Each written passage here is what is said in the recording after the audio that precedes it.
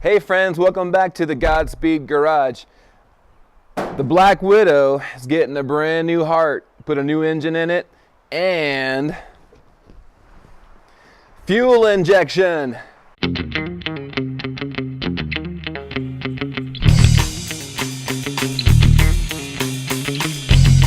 So I have this 1954 Chevy that I've had for a while. I traded an old farm truck for it. I have big plans coming up for this car, plans to put a different engine in it and make it into just a sweet road trip car. So the engine that was in it was up for grabs. I don't know much about this engine other than that it's a 4-bolt main and it feels like it has significantly more power than the engine that's currently in my truck.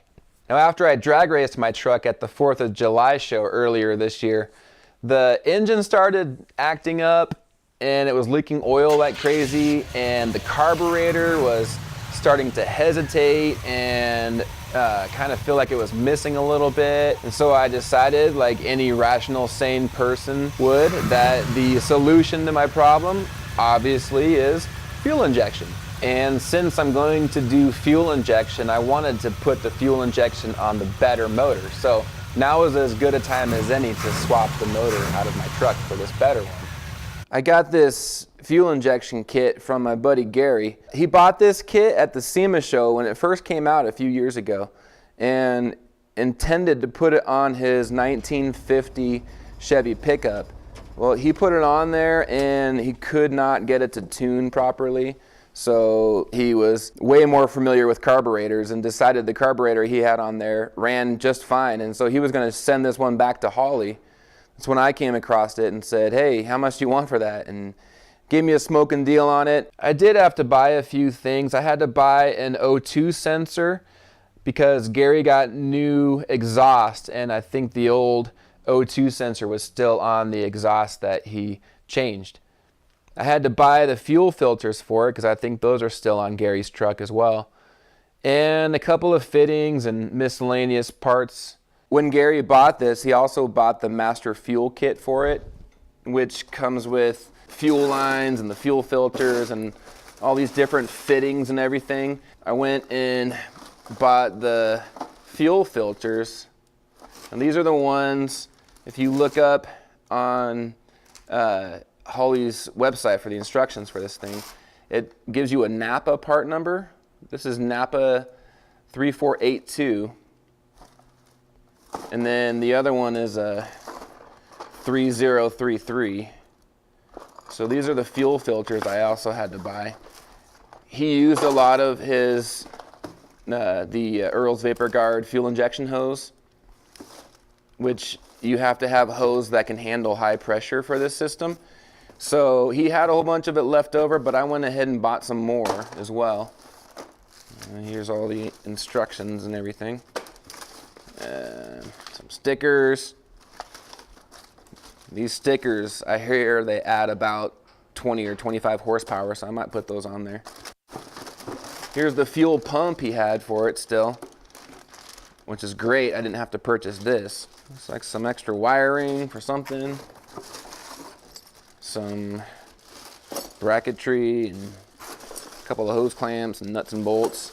And this is for the return line, this guy here, that goes inside your gas tank. This is the block off plate for the mechanical fuel pump. Some wire loom. Here's some more clamps I bought. And then a bunch of these fittings. So first thing I'm going to do is start on the underside. I already welded in the bung into my exhaust pipe and put the O2 sensor on there and kind of sort of zip tied it up on the firewall where it can route to the carburetor. So I'm going to jack the truck up, and after I disconnect the negative battery cable, start pulling the old stuff off and putting the new stuff on.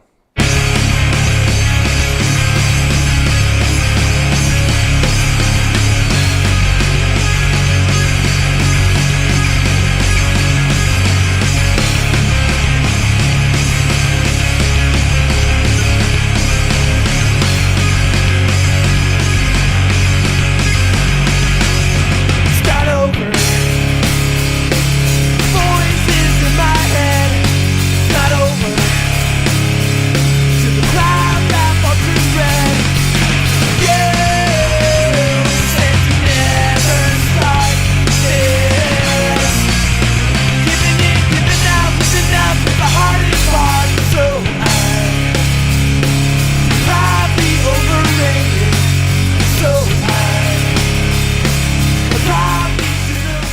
So here's the fuel pump. You can see where the your battery and your ground are going to connect on there. And here's the filters I got from Napa. Part number 3303 is the pre-filter, and you'll notice there are arrows on there. So that is the direction of the fuel flow. So you want this side to go to your fuel tank, and then this side will go into your fuel pump. And then you've got your post filter. Same thing, this has got a direction arrow on it. And so you're gonna make a inline setup like that, as close as you can to the gas tank so that the pump doesn't have to do so much priming. The closer it is, the less priming it has to do. And it has to be below the lowest part of the fuel tank.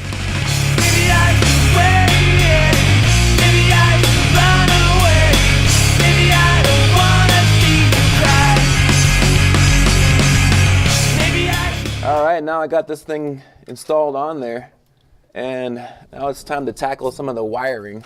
Now this is your main harness right here, and looks like my buddy Gary just kind of snipped the wires off. So I hope I got enough to run it to where I need to. These, you'll mount those somewhere. I'm gonna mount them on the firewall back here, kind of hidden, maybe underneath the brake booster. And then there's this blue wire. This is gonna go down underneath for the fuel pump, which of course doesn't look like I got nearly enough, so I might need to splice some into that to reach all the way back there. And you've got these red and black wires here. These are gonna go directly to your battery. Now they say don't wire these to anything. It has to go just a dedicated source directly to your battery. The battery cables I got actually have terminals on them, so it should be pretty easy to actually splice those in. And then two more wires here. You got this yellow one here. Well, since I've got a small block Chevy, I'm running an AGI distributor. So this is going to plug into your TAC port on your HEI distributor. If you've got like an ignition box or a coil, then you're going to wire that differently.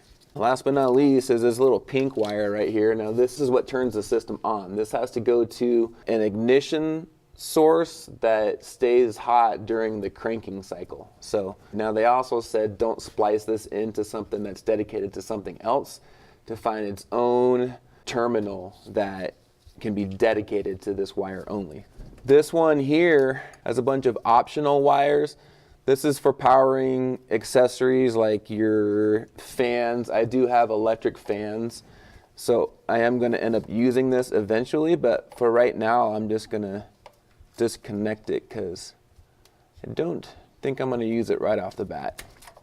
And then you have, this is the port here for the touchscreen deal that I'm going to run in through a grommet into the firewall and then mount it underneath my dash. I'm going to try my best to sort of hide that display unit and any other gauges I have there so that when you look through my windows at a car show, you won't be able to see it, but I can see it when I'm driving. So that's the goal anyway. All right, and then you got here, this is for your O2 sensor. I'm going to route this back behind the distributor back here so it's out of sight. And then it's just a matter of hooking up fuel lines. You got your supply line here and then your return line over there, and then vacuum hoses, and should be good. All right, so now we got all the wiring done and the fuel lines ran. I didn't put anything on there permanently because I want to test it out to make sure it works first. So once you got your poop in a group, now it's time to turn this thing on, and then we'll see if a fuel pump makes some noise. They say to cycle the key 3 times to prime the pump and get all the air out of the fuel lines.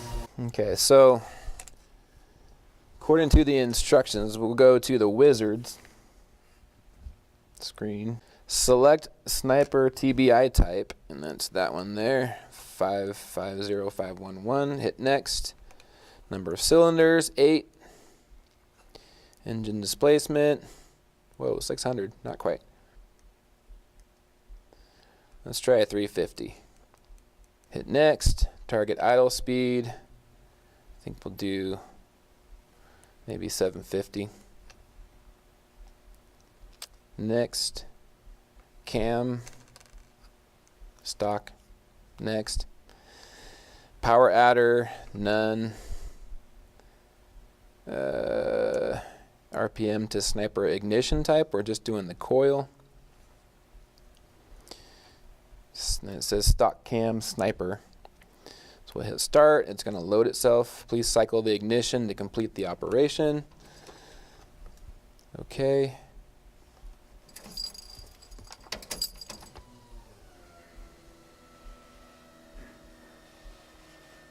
Alright, well, I guess we're ready to fire it up. See what happens.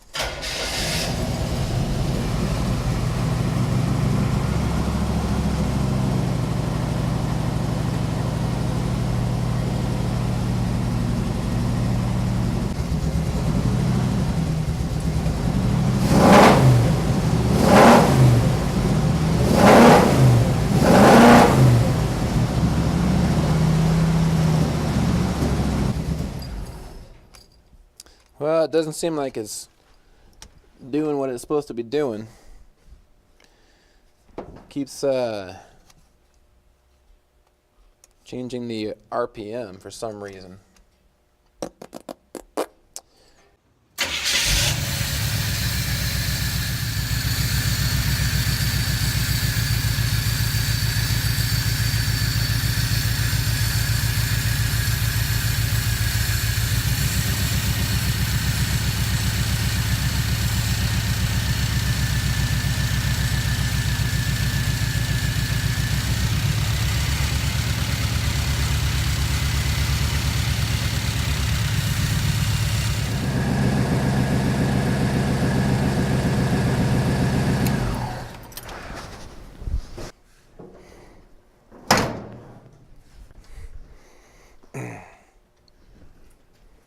Alright, well, still not 100% satisfied with it. I got it dialed in pretty good, but I think that's going to do it for me for today. I'm going to just button up a few more things, wrap up some wires, and then hopefully maybe take it for a test drive. I might have to get on the phone with Holley to find out why it's not getting down to my target idle speed, but I think so far so good. I just got to work out the little quirks and the whole thing. So thanks for watching. Make sure you give it a thumbs up and subscribe, and we'll see you next time.